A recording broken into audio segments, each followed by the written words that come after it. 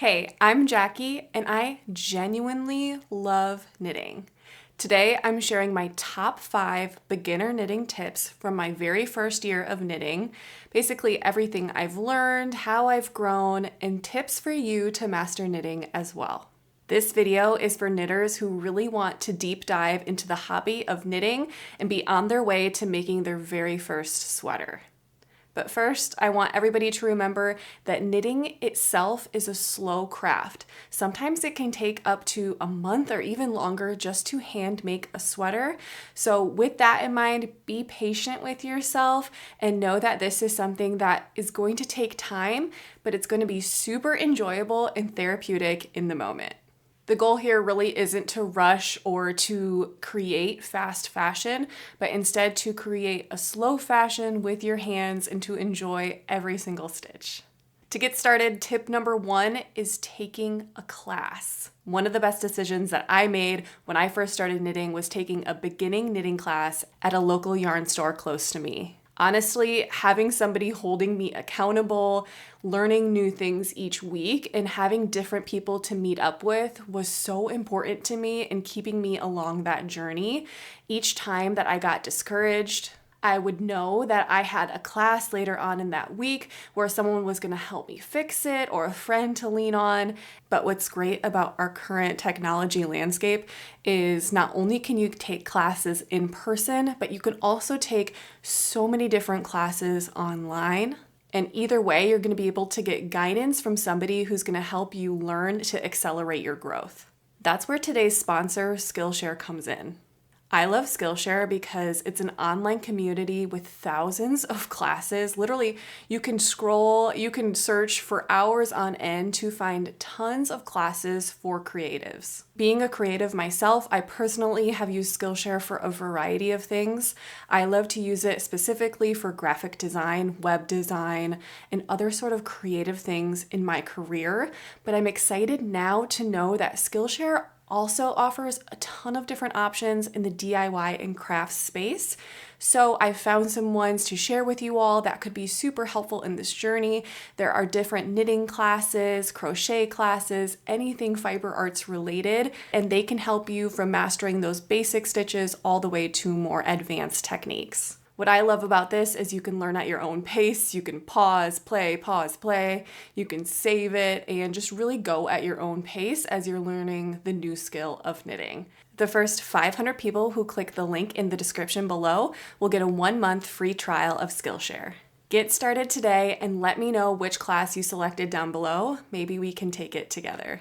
No matter where you take a class though, just getting structured and having a set plan for yourself will totally improve your experience and help you just get like a more regimented plan for you to really start getting into the habit of knitting.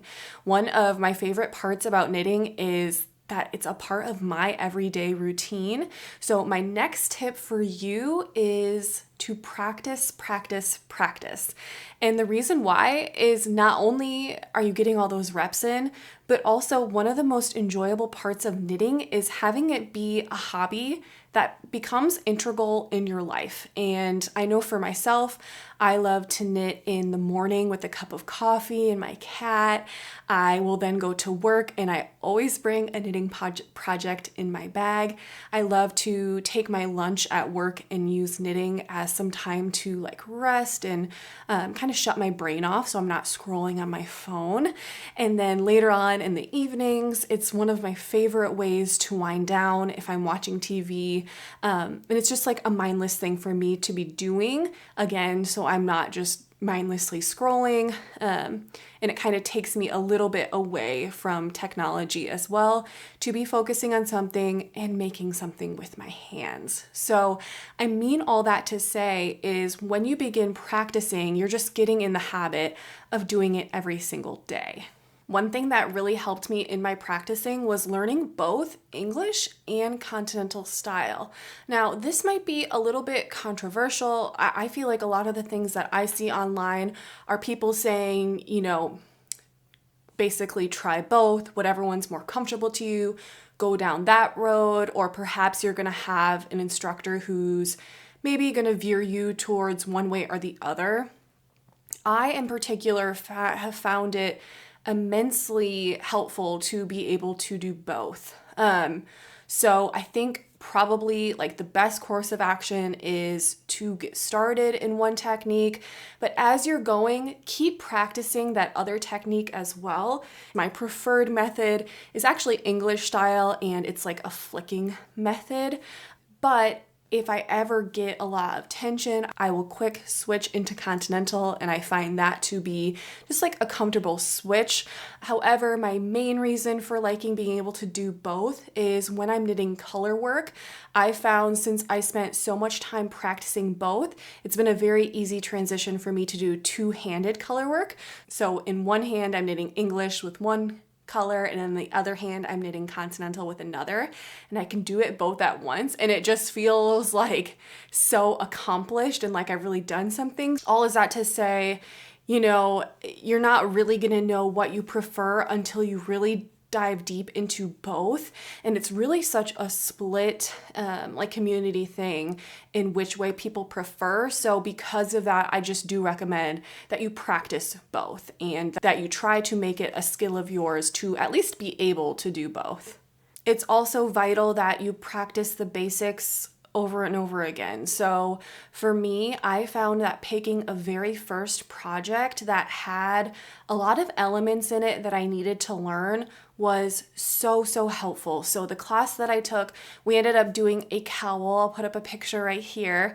And the cowl I loved because first I was using circular needles, which ended up being a complete preference for me. I personally only knit on circular needles, and it also gave me the skills of knitting, purling, and ribbing, which is knit, purl. So yeah, and just reading a pattern in general. I loved having a pattern that had all of those things, and I still got to have a finished garment. I think I see a lot of people starting out with maybe just like a little square or a dishcloth, for instance. It might make you bored and frustrated to be working on something like that versus something like this cowl that's going to have all those integrations, that's going to keep you on your toes, and you're actually excited about that product at the end. The next tip that I have for you is YouTube is your best friend. So along with your class, whether that's online or in person, what I want you to do is to really rely on YouTube for a lot of the things that you get stuck on. So a lot of times you're gonna get stuck in a pattern.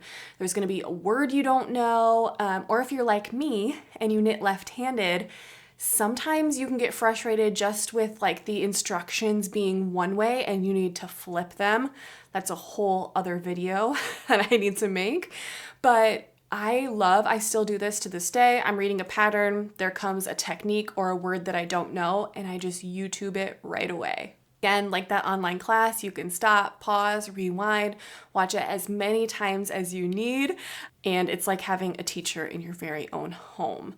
I will say though, my favorite part about YouTube, and I think the thing that really kept me going in the knitting space was watching knitting podcasts. So for anybody who is new to this channel is a place where I share a knitting podcast, and on that podcast I'm sharing all the things I'm currently making and also like the ups and downs, the things that I'm going through, and just like the overall excitements and things that I love about knitting. So if you are new, be sure to check my channel down below and subscribe so you can see those weekly updates from me. But those podcasts are truly what got me inspired to knit.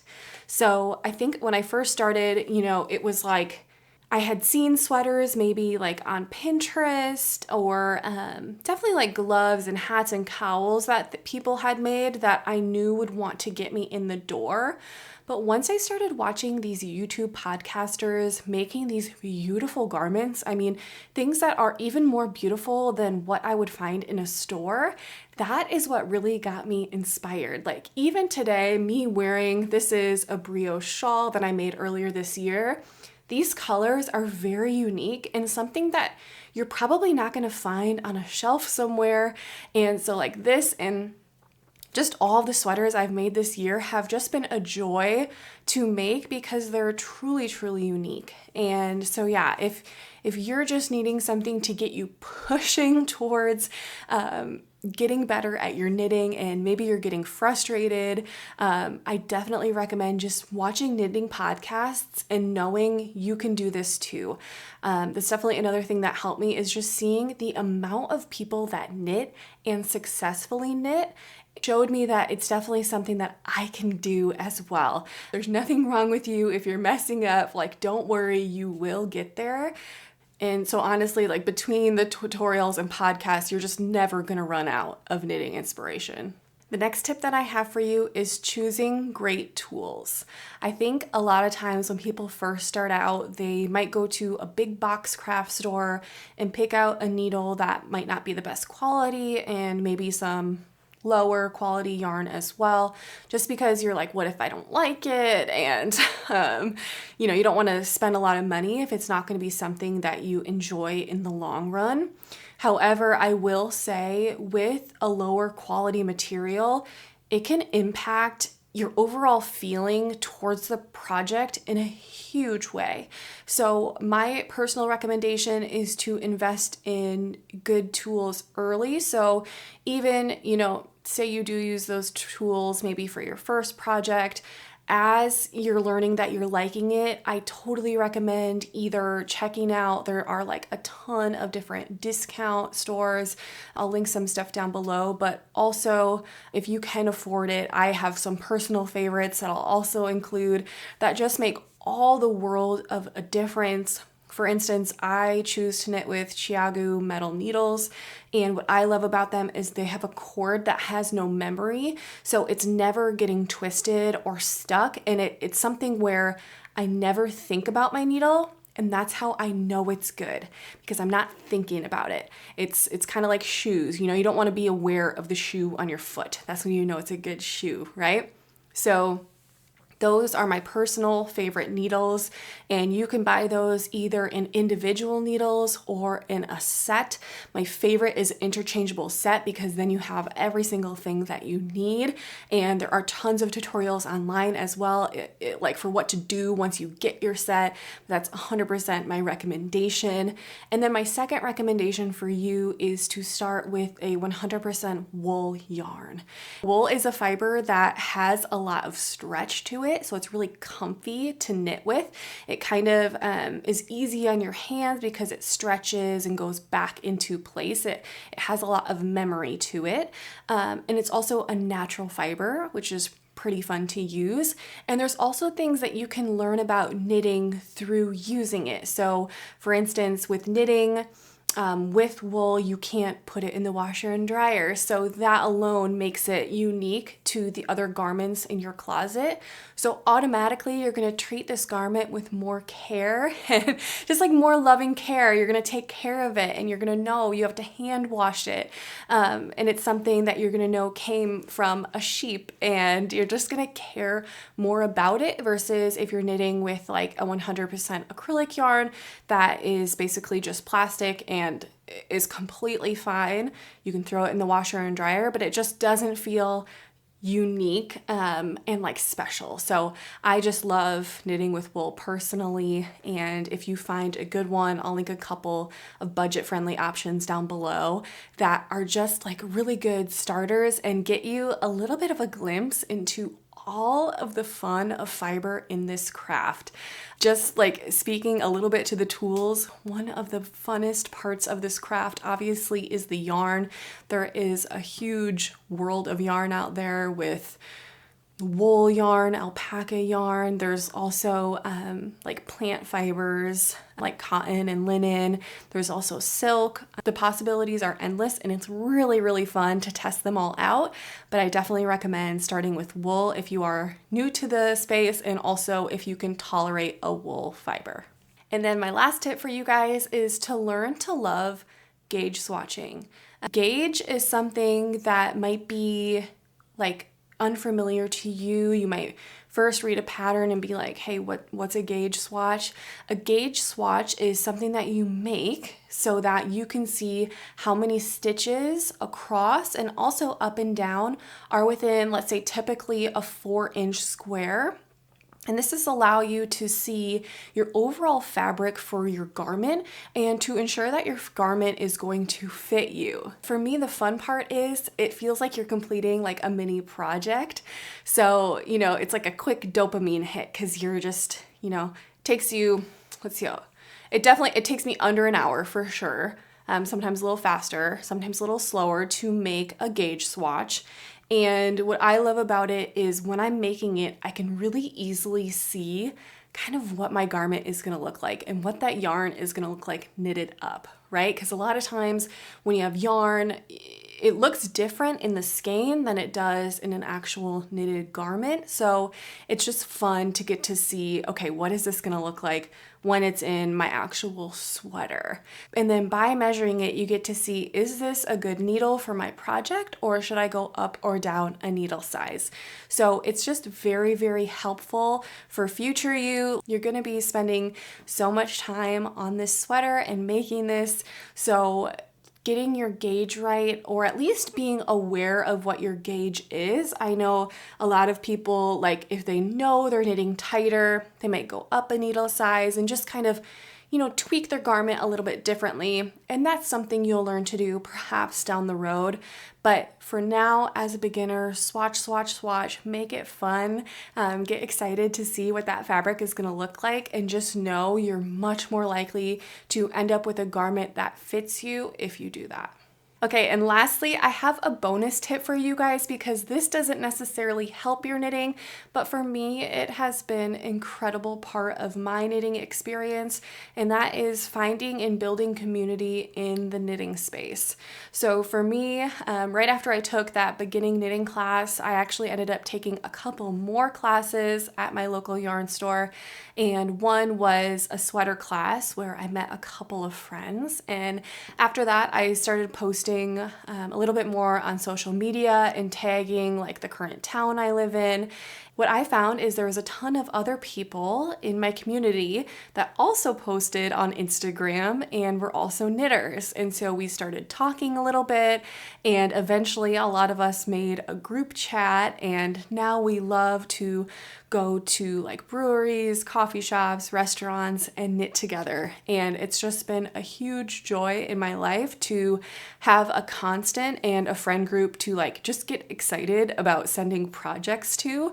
So yeah, I definitely just recommend to try to find one in your local town. I know, for instance, my town also has a local knitting guild. That's also a really great place to find people. If you don't have that, what's wonderful about the online community is like either here on YouTube or Instagram, there are so many places, and I know Discords that you can join as well to just kind of like meet people and find some camaraderie in the joy of knitting. The coolest part of knitting is that you're making beautiful things, and so showing people your beautiful things you're making, but then also seeing the beautiful things that they're making can just make for the hobby to be so much greater. So yeah, those are the top 5 tips that I've learned over my year of knitting. It has been a whirlwind. I can't even imagine my life without knitting now. It brings me an immense amount of joy, and what I love about it too is I just know it's going to be something that I'm going to be able to do for years to come. God willing, I don't injure my hands somehow. I need to knock on some wood. But yeah, I love going to my knitting guild or different events and seeing the age of different people, and people are knitting from a young age all the way up into an older age, and it is just so inspiring, and it's exciting to be a part of a craft that I can continue to learn and grow in as I age. So I hope throughout this video you were able to get some inspiration from some of the things that I said, and maybe even just take some inspiration from seeing the progress of the knits that I've created.